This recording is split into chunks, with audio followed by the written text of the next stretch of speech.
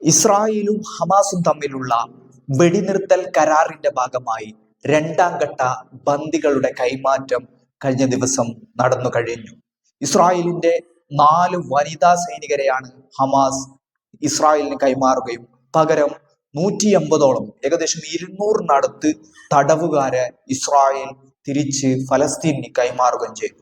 ഇവരിൽ നിരവധി തവണ ഇസ്രായേലുമായിട്ട് നേരിട്ട് ഏറ്റുമുട്ടിയതിന്റെ പേരിൽ ജയിലിലടക്കപ്പെട്ട് കഠിനമായ ശിക്ഷകൾക്ക് വിധേയമാക്കപ്പെട്ട് വർഷങ്ങളുടെ തടവറ വിധിച്ച ആളുകളടക്കം, ജീവപര്യന്തമടക്കം അല്ലെങ്കിൽ 50 വർഷത്തെ തടവ്, ഇങ്ങനെയുള്ള വലിയ വലിയ തടവുകൾക്ക് വിധിച്ച ആളുകളടക്കം ഉണ്ട് എന്നുള്ളതാണ് ഒരു യാഥാർത്ഥ്യം. പക്ഷേ ഇവരെ തിരിച്ച് ഗസയിലോ അല്ലെങ്കിൽ വെസ്റ്റ് ബാങ്കിലോ തിരിച്ചു കൊണ്ടുപോകാൻ കഴിയില്ലെന്നൊരു നിലപാട് ഇസ്രായേൽ എടുക്കുകയും ഇവരെ ഈജിപ്തും തുർക്കിയും അതുപോലെ തന്നെ അൾജീരിയ തുടങ്ങിയ ടുണീഷ്യ തുടങ്ങിയ രാജ്യങ്ങൾ ഏറ്റെടുക്കുകയും ചെയ്തു. പക്ഷെ അവിടങ്ങളിലെത്തിയ ഈ ആളുകൾ പറഞ്ഞിട്ടുള്ള കാര്യം എന്നുള്ളത്, ഞങ്ങൾ തുടർന്നും ഈ ഒരു പോരാട്ടത്തിന്റെ ഭാഗമായി ഈ രാജ്യങ്ങളിൽ നിന്നുകൊണ്ട് ഇസ്രായേലിന്റെ അധിനിവേശ വിരുദ്ധ പോരാട്ടങ്ങൾക്ക് പിന്നിൽ പ്രവർത്തിക്കുമെന്നുള്ള നിലപാടാണ്. 35 വർഷത്തോളം തടവറയ്ക്ക് ശിക്ഷിക്കപ്പെട്ട ആളടക്കമുള്ള നിരവധി ആളുകളാണ് ഇപ്പോൾ മോചിപ്പിക്കപ്പെട്ടിട്ടുള്ളത്. ഇത് പ്രധാനപ്പെട്ട ഒരു സന്ദേശം നൽകുന്നുണ്ട്. അത് ഹമാസിന്റെ തൂഫാനുൽ അക്സയുടെ വലിയ വിജയമാണ് ഇപ്പോൾ ചർച്ച ചെയ്തുകൊണ്ടിരിക്കുന്നത്. കാരണം നിരവധി തവണ ജയിലിലടക്കപ്പെട്ട്, നിരവധി വർഷത്തെ ശിക്ഷയ്ക്ക് വിധേയമായി ജയിലിലടക്കപ്പെട്ട്, പ്രതീക്ഷയുടെ യാതൊരു മോചന സാധ്യതകളും ഇല്ലാത്ത ആളുകളെ അടക്കം ഈ തൂഫാനുൽ അക്സയുടെ ഒരു ഓപ്പറേഷനിലൂടെ ഹമാസിന് ഇപ്പോൾ മോചിപ്പിക്കാൻ സാധിച്ചിരിക്കുന്നു എന്നുള്ളതാണ് പ്രധാനപ്പെട്ട വസ്തുതയായി കാണേണ്ട കാര്യം എന്നുള്ളത്. മറ്റൊരു പ്രധാനപ്പെട്ട കാര്യം എന്നുള്ളത്, യഹ്യ സിൻവറിന്റെ നിരവധി ദൃശ്യങ്ങളാണ് ഇപ്പോൾ പുറത്തു വന്നിരിക്കുന്നത്. ഈ യുദ്ധമുഖത്ത് ഹമാസിന്റെ മേധാവിയായിരുന്ന യഹ്യ സിൻവർ സജീവമായിരുന്നുവെന്നും അദ്ദേഹം ഒരിക്കലും യാതൊരു വിധത്തിലുള്ള വിട്ടുവീഴ്ചകൾക്കോ അല്ലെങ്കിൽ പിന്മാറ്റത്തിനോ തയ്യാറായില്ല എന്നും, ഇസ്രായേൽ ആരോപിക്കപ്പെടുന്നത് പോലെയുള്ള സുരക്ഷിതമായ സ്ഥലങ്ങളിൽ ഇരുന്നു കൊണ്ട് നേതൃത്വപരമായ പങ്കുവഹിക്കുകയായിരുന്നില്ല യഹ്യ സിൻവറും മുഹമ്മദ് ദൈഫും അടക്കമുള്ള ഈ ഹമാസിന്റെ നേതാക്കന്മാരെന്നും, അവർ ഈ യുദ്ധ പോർമുഖത്ത് സജീവമായി ഇടപെട്ടിരുന്നു എന്നുള്ള ദൃശ്യങ്ങളാണ് ഹമാസ് പുറത്തുവിട്ടിരിക്കുന്നത്. ഇത് ലോകത്തിന് മുമ്പിൽ ഇസ്രായേലിനെ വീണ്ടും നാണം കെടുത്തുന്നുണ്ട്. കാരണം മറ്റൊരു പ്രധാനപ്പെട്ട കാര്യം എന്നുള്ളത്, ഈ ബന്ദികളെ ഇന്നലെ മോചിപ്പിക്കുന്ന സമയത്ത് അവർ വളരെയധികം സന്തോഷവതിമാരായിരുന്നു. 4 ഇസ്രായേലി വനിതാ സൈനികരെയാണ് കഴിഞ്ഞ ദിവസം മോചിപ്പിച്ചിരുന്നത്. ആ 4 പേരും അവർക്ക് യാതൊരുവിധ പോറേൽപ്പിക്കാനുള്ള ശ്രമങ്ങൾ ഹമാസ് നടത്തിയിട്ടില്ല. ഇത്രയും വലിയ കൊടുമ്പിരി കൊള്ളുന്ന യുദ്ധത്തിനിടയിൽ പൂർണ്ണമായിട്ടും യാതൊരുവിധ വെള്ളമോ ഭക്ഷണമോ അല്ലെങ്കിൽ ബാക്കിയുള്ള മുഴുവൻ സംവിധാനങ്ങളെയും ഇസ്രായേൽ ഉപരോധിച്ചിട്ടും പരമാവധി ആക്രമണം ഗസയിൽ നടത്തിയിട്ടും ഇവരുടെ ശരീരത്തിൽ ഒരു പോറൽ പോലും ഏറ്റിട്ടില്ല എന്നുള്ളതാണ്. അതായത് കൃത്യമായിട്ട് ഹമാസ് ഇവിടെ വ്യക്തമാക്കുന്നുള്ളത്, ഞങ്ങൾ നടത്തുന്നത് ഒരു നിർണായകമായിട്ടുള്ള സ്വതന്ത്ര പോരാട്ടമാണ്. ഞങ്ങൾ ഗസയുടെ ഗവൺമെന്റ് ആണ്, ഞങ്ങൾ ഗസയെ ഭരിക്കുന്നത് ഞങ്ങളാണ്. അതുകൊണ്ട് തന്നെ ഇവർ ഞങ്ങളുടെ പ്രസിഡൻസ് ആണ്, അതായത് ഞങ്ങളുടെ തടവ് പുള്ളികളാണ്. അത്തരത്തിലുള്ള എല്ലാ മര്യാദകളും, എല്ലാ മാനുഷിക പരിഗണനയും, എല്ലാ മനുഷ്യാവകാശങ്ങളും ഞങ്ങൾ ഇവർക്ക് നൽകുന്നുണ്ട്. അതുകൊണ്ട് അത്തരം ഒരു സന്ദേശമാണ് ഇപ്പോൾ ഹമാസ് നൽകിയിരിക്കുന്നത്. ലോകത്തിന് മുമ്പിൽ തന്നെ അവരുടേതായ വ്യക്തിമുദ്ര പതിപ്പിക്കാൻ അല്ലെങ്കിൽ അവരുടേതായ മുദ്ര പതിപ്പിക്കാൻ ഇത് കാരണമായിട്ടുണ്ട്. ലോകമെമ്പാടും ഇപ്പോൾ ചർച്ചയായിക്കൊണ്ടിരിക്കുന്നത് ഹമാസ് എത്തരത്തിലാണ് ഇവരെ കൈകാര്യം ചെയ്തതെന്നും, ഇത് ഹമാസ് ഈ ഒരു വലിയൊരു ഇസ്രായേലി ആക്രമണം, അമേരിക്കൻ വലിയ സാമ്രാജ്യത്വ ശക്തികളുടെ ഈ ഒരു ആക്രമണത്തിനിടയിൽ, വലിയ വലിയ ബോംബുകൾ വെച്ചുകൊണ്ടുള്ള ആക്രമണങ്ങൾക്കിടയിൽ പൂർണ്ണമായിട്ടും 80% ബിൽഡിങ്ങുകളും തകർന്ന ഒരു സ്ഥലത്ത് ഹമാസ് അവരുടെ ബന്ദികളെ ഒരു പോറലും ഏൽപ്പിക്കാതെ സംരക്ഷിച്ചു പോരുന്നു എന്നുള്ള വലിയ സന്ദേശമാണ് ഇസ്രായേലിന്റെ വിവിധ വിഭാഗങ്ങൾക്കിടയിൽ, ഇസ്രായേലിന്റെ തീവ്ര വലതുപക്ഷത്തിനിടയിലും അവിടുത്തെ ജനങ്ങൾക്കിടയിലും വലിയ രീതിയിലുള്ള ബെഞ്ചമിൻ നെതന്യാഹുവിനെതിരെയുള്ള പ്രതിഷേധങ്ങൾക്ക് ഇത് കാരണമാവും. അവർക്കിടയിലുള്ള അനൈക്യങ്ങൾക്ക് ഇത് കാരണമെന്നും ആവുമെന്നാണ് പ്രതീക്ഷിക്കപ്പെടുന്നത്. കാരണം ഇവർ ആരോപിച്ചതുപോലെയുള്ള, ഇവർ പ്രചരിപ്പിച്ചതുപോലെയുള്ള, ഇവർ ലോകമെമ്പാടും പറഞ്ഞതുപോലെയുള്ള കാര്യങ്ങളല്ല. ലോകത്തെ പ്രധാനപ്പെട്ട ശക്തികളായ ഇസ്രായേലും അമേരിക്കയും ഇപ്പോൾ ഹമാസിനെ തീവ്രവാദി പട്ടികയിൽ ഉൾപ്പെടുത്തി, തീവ്രവാദ ഹിറ്റ് ലിസ്റ്റിൽ ഉൾപ്പെടുത്തി, അവരുടെ പല നേതാക്കൾക്കും വലിയ തലയ്ക്ക് വിലയിട്ട് അങ്ങനെയുള്ള കാര്യങ്ങൾ ചെയ്തിട്ടുള്ള സമയത്താണ് അത്തരം ഒരു സംഘടന, അത്തരം ഒരു വിഭാഗം ഇപ്പോഴ് അവരുടെ മറുപടി ഇത്തരത്തിൽ കൊടുത്തിരിക്കുന്നത്, പൂർണ്ണമായിട്ടും ഒരു തരത്തിലുള്ള പോറലും ഏൽപ്പിക്കാതെ, ഒരു തരത്തിലുള്ള പീഡനങ്ങൾക്കും വിധേയമാക്കാതെ, ഒരു തരത്തിലുള്ള മനുഷ്യാവകാശ ലംഘനങ്ങൾക്കും ഇരയാക്കപ്പെടാതെ അവരുടെ ഇസ്രായേലിന്റെ ആളുകളെ ഹമാസ് സംരക്ഷിച്ചു പോരുന്നു എന്നുള്ളതാണ്. ഹമാസ് വ്യക്തമാക്കുന്നുള്ളത്, ഞങ്ങളാണ് ഗസയുടെ ഗവൺമെന്റ് എന്നുള്ളതാണ്. ഞങ്ങളോട് സംസാരിക്കണം, ഇവിടുത്തെ കാര്യങ്ങൾ തീരുമാനിക്കുന്നത് ഞങ്ങളാണ്. നിങ്ങളുടെ ആളുകൾ ഞങ്ങളുടെ ബന്ദികളാണ്. ഞങ്ങളുടെ ബന്ദികൾ മാത്രമല്ല, അവർ ഞങ്ങളുടെ തടവ് പുള്ളികൾ മാത്രമാണ്. യുദ്ധക്കരാറിന്റെ ഭാഗമായിട്ട് ഏത് രീതിയിലുള്ള മാനുഷ്യാവകാശങ്ങളും അവർക്ക് അർഹതയുണ്ട്. അത് ഞങ്ങൾ പൂർണ്ണമായിട്ടും പാലിക്കുമെന്നുള്ള വലിയ സന്ദേശമാണ് ഹമാസ് നൽകുന്നുള്ളത്. ഇത് ലോകത്തെമ്പാടും ഹമാസിന്റെ പ്രൗഢി ഒന്നുകൂടി ഉയർത്തിയിട്ടുണ്ട്. അത് മാത്രമല്ല, ഇവിടെ മനസ്സിലാക്കേണ്ട പ്രധാനപ്പെട്ട കാര്യം എന്നുള്ളത്, യഹിയ സിൻവർ ഈ യുദ്ധത്തിനിടയിൽ നടത്തിയ പ്രധാനപ്പെട്ട ഈ തൂഫാനുൽ അക്സയ്ക്ക് അദ്ദേഹം ഒപ്പുവെക്കുന്നതും അദ്ദേഹം സീൽ വെക്കുന്നതും, അതുപോലെ തന്നെ ഈ തൂഫാനുൽ അക്സയ്ക്ക് ശേഷമുണ്ടായ ഇസ്രായേലി അധിനിവേശ സമയത്ത് ഈ യുദ്ധഭൂമിയിൽ തന്നെ അദ്ദേഹം നിരന്തരം ഇടപെട്ടുകൊണ്ടിരിക്കുന്നതും, ഇസ്രായേലി ആക്രമണങ്ങൾ, ഇസ്രായേലി ആക്രമിക്കപ്പെട്ട ടാങ്കുകളടക്കം അദ്ദേഹം പരിശോധിക്കുന്നതും ഈ ഒരു കഴിഞ്ഞ ദിവസം വിട്ട വീഡിയോ ദൃശ്യങ്ങളിലുണ്ട്. അതായത് ഗസയുടെ നിയന്ത്രണം പൂർണ്ണമായിട്ടും ഇപ്പോഴും ഹമാസിന്റെ കയ്യിലാണ്. ഇവർ ഹമാസിനെ പൂർണ്ണമായിട്ടും നിർവീര്യമാക്കി എന്ന് പറയുന്നു, ഹമാസിനെ ഇല്ലാതാക്കി എന്ന് പറയുന്നു. പക്ഷേ ഹമാസ് ഒരിക്കലും ഇല്ലാതായിട്ടില്ല.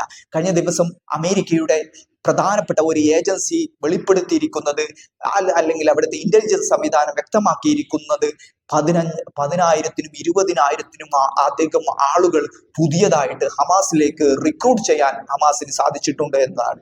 അതായത് ഈ തൂഫാനുൽ അക്സ ഉണ്ടായതിനു ശേഷം ഇത്രത്തോളം ആളുകളെ പുതിയതായിട്ട് ഹമാസ് അവരുടെ സംഘത്തിലേക്ക് നിയോഗിച്ചിട്ടുണ്ട് എന്ന്, അതായത് പുതിയ ആളുകളെ റിക്രൂട്ട് ചെയ്തിട്ടുണ്ട് എന്നാണ് ഇത് വ്യക്തമാക്കുന്നുള്ളത്.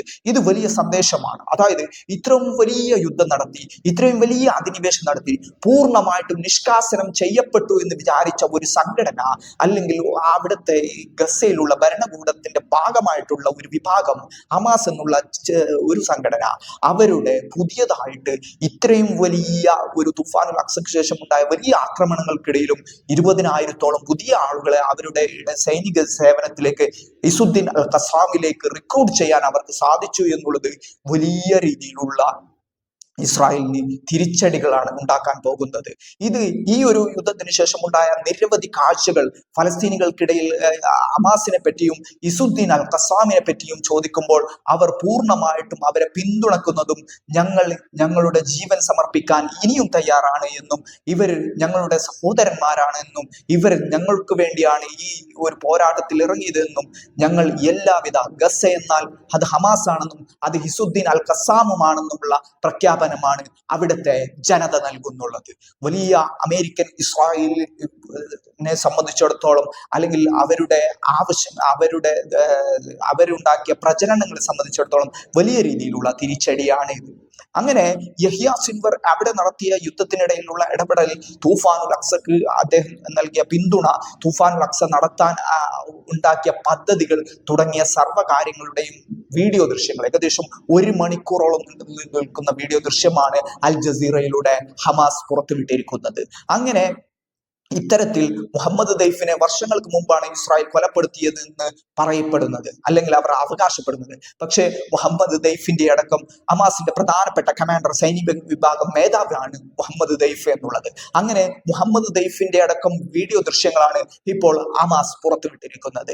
അങ്ങനെ ഇത്തരത്തിലുള്ള വലിയ ആക്രമണങ്ങൾ ഇസ്രായേൽ ഫലസ്തീനിൽ, ഗസയിൽ നടത്തി, ഗസയെ നിഷ്കാസനം ചെയ്യുമെന്ന് പറഞ്ഞു. പക്ഷേ ഇവിടെ സമാധാന കരാർ ഉണ്ടാക്കിയതിന്റെ 1-ാം ദിവസം തന്നെ ഗസയുടെ പൂർണ്ണമായിട്ടുള്ള നിയന്ത്രണം ഇപ്പോൾ ഹമാസിന്റെ കയ്യിൽ വന്നിരിക്കുകയാണ്. അതായത് ഒരു തരത്തിലുള്ള പോറലേൽപ്പിക്കാനും ഈ 1.5 വർഷത്തെ അധിനിവേശം കൊണ്ട് ഇസ്രായേലിന് കഴിഞ്ഞിട്ടില്ല. അവിടെയുള്ള ഗസയിലുള്ള നിരവധി കുട്ടികളെ കൊന്നു, സ്ത്രീകളെ കൊന്നു, നിരാലംബരായ മനുഷ്യരെ കൊന്നു, കെട്ടിട സമുച്ചയങ്ങൾ പൂർണ്ണമായിട്ടും നശിപ്പിച്ചു, ആശുപത്രി സമുച്ചയങ്ങൾ നശിപ്പിച്ചു, പൂർണ്ണമായിട്ടുള്ള ചികിത്സാ നിഷേധം നടത്തി, ഇത്തരത്തിൽ എല്ലാ രീതിയിലുള്ള ഉപരോധങ്ങളും നടത്തി. പക്ഷേ ഹമാസ് അവിടെ സജീവമാണ്. ഹമാസിന് ഒരു ഒരു രീതിയിലുള്ള പോറലും ഏൽപ്പിക്കപ്പെട്ടിട്ടില്ല എന്നുള്ള ദൃശ്യങ്ങളാണ് ഇപ്പോൾ പുറത്തു വന്നിരിക്കുന്നത്.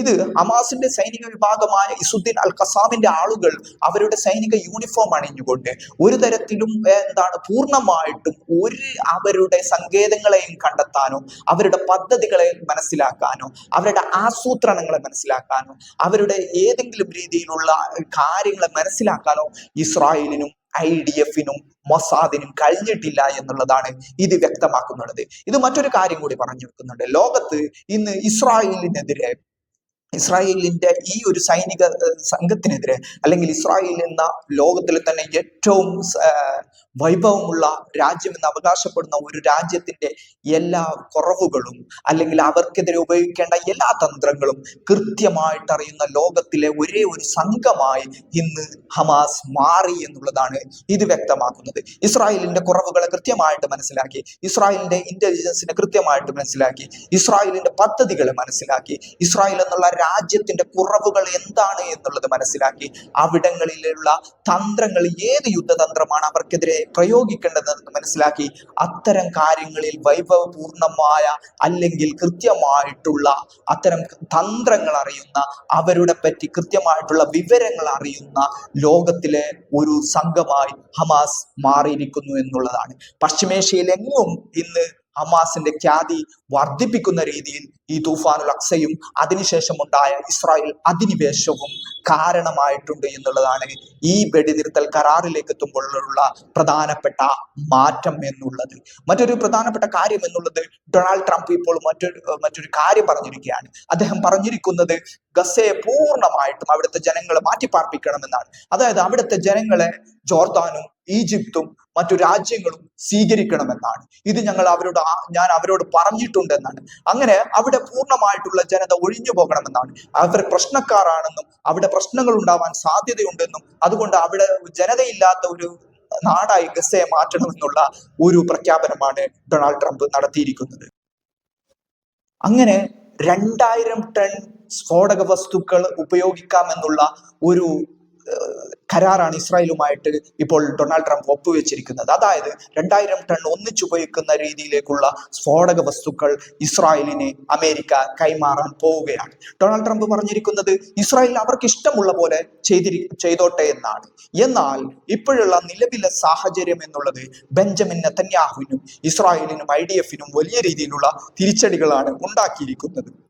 തുഫാനുൽ അക്സയ്ക്ക് ശേഷം വലിയ രീതിയിലുള്ള തിരിച്ചടികൾ ഇസ്രായേലിന് ഉണ്ടാക്കിയിട്ടുണ്ട് എന്നതിന്റെ ബാക്കി കൂടിയാണ് ഇപ്പോൾ.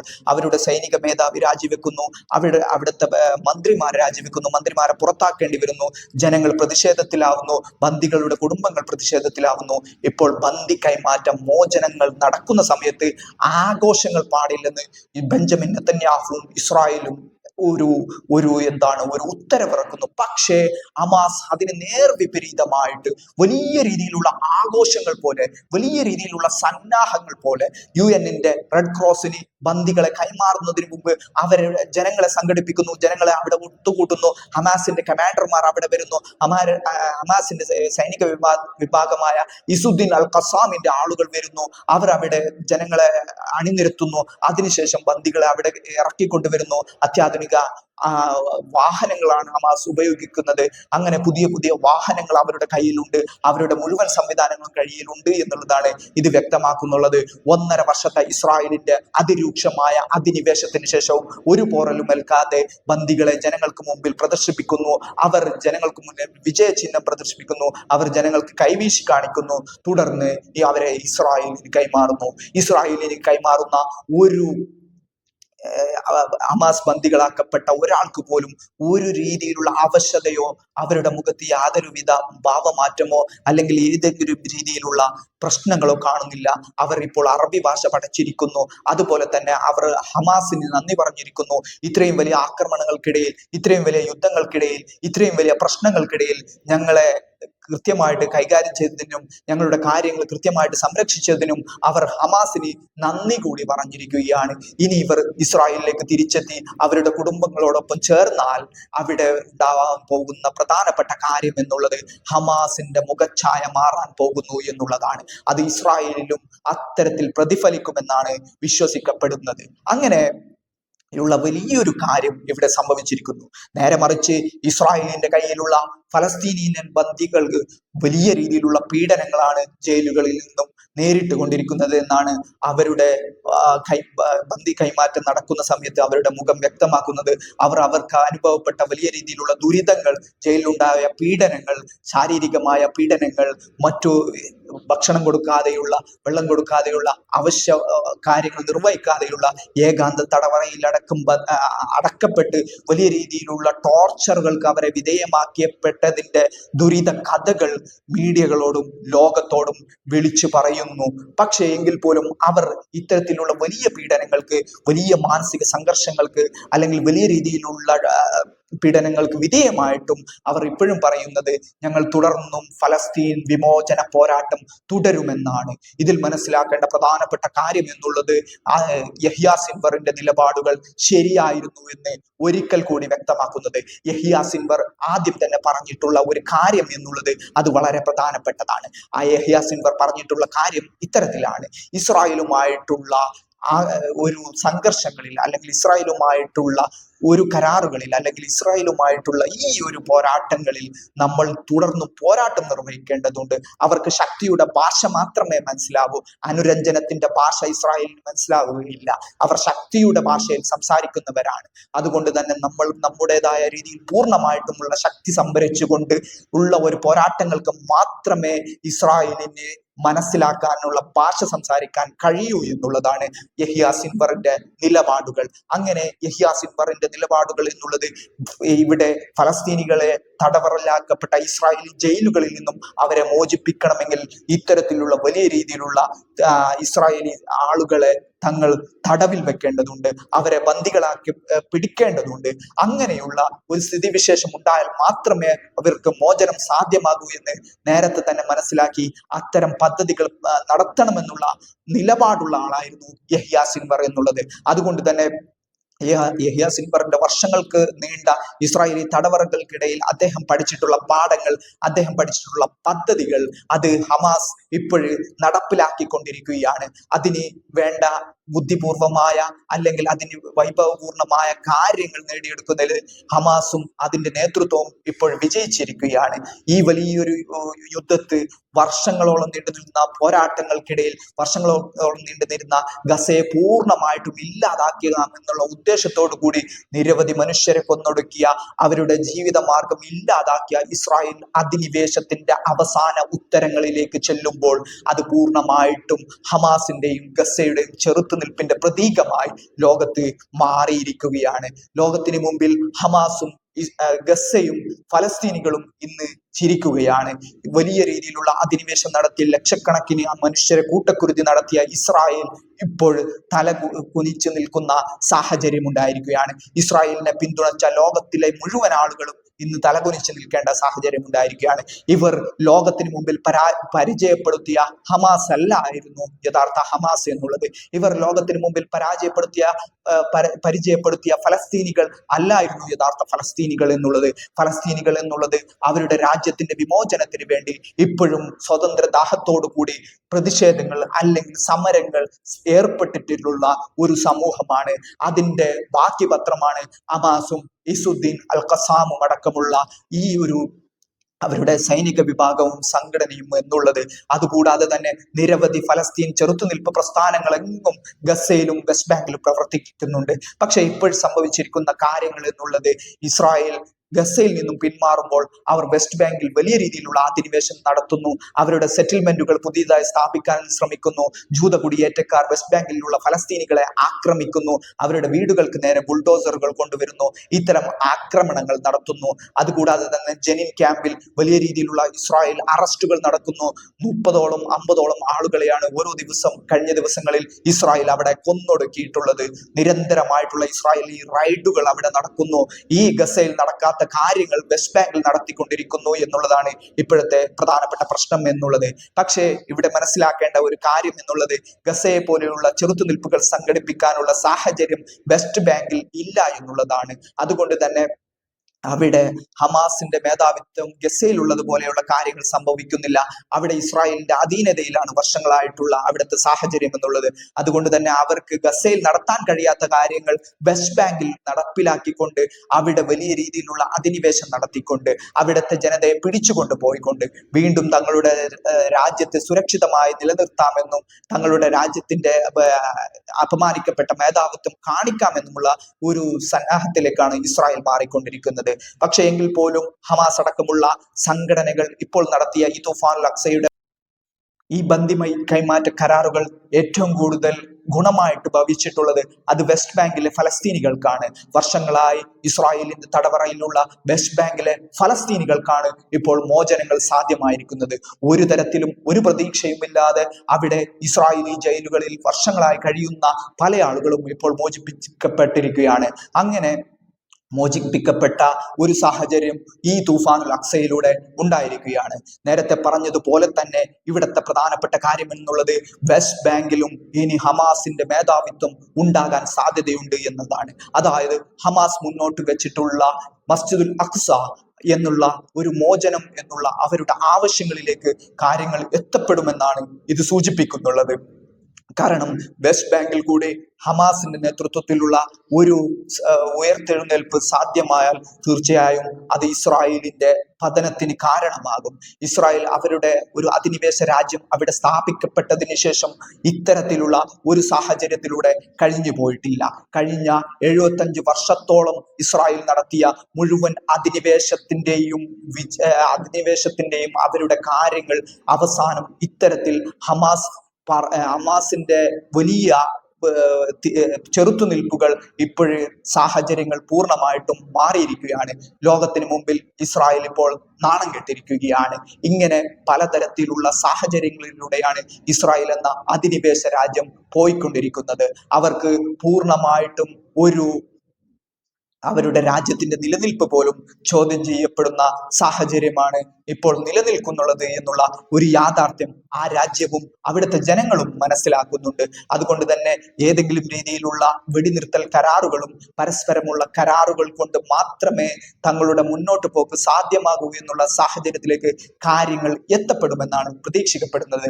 ഹമാസിനെ സംബന്ധിച്ചിടത്തോളം അവർ പറഞ്ഞിരിക്കുന്ന കാര്യം എന്നുള്ളത് വെസ്റ്റ് ബാങ്ക് ആസ്ഥാനമാക്കിയ ഒരു ഫലസ്തീൻ രാജ്യം പിറവികൊള്ളുമെന്നാണ്. അതിനുവേണ്ടി തുടർന്നും ഞങ്ങളുടെ പോരാട്ടം തുടരുമെന്നാണ്. അതുകൊണ്ട് തന്നെ ഈ തൂഫാനുൽ അക്സയിൽ അവർ വിശേഷിപ്പിച്ചിരിക്കുന്ന തൂഫാനുൽ അക്സ കൊടുങ്കാറ്റ് ഒരു തരത്തിൽ അല്ലെങ്കിൽ മറ്റൊരു തരത്തിൽ പൂർണ്ണമായിട്ടും ഇപ്പോഴും നടക്കുന്ന കാര്യങ്ങൾ വെച്ച് ഫലസ്തീൻ വിമോചനം സാധ്യമാകുമെന്നുള്ള കാര്യത്തിലേക്കാണ് എത്തിക്കൊണ്ടിരിക്കുന്നത്.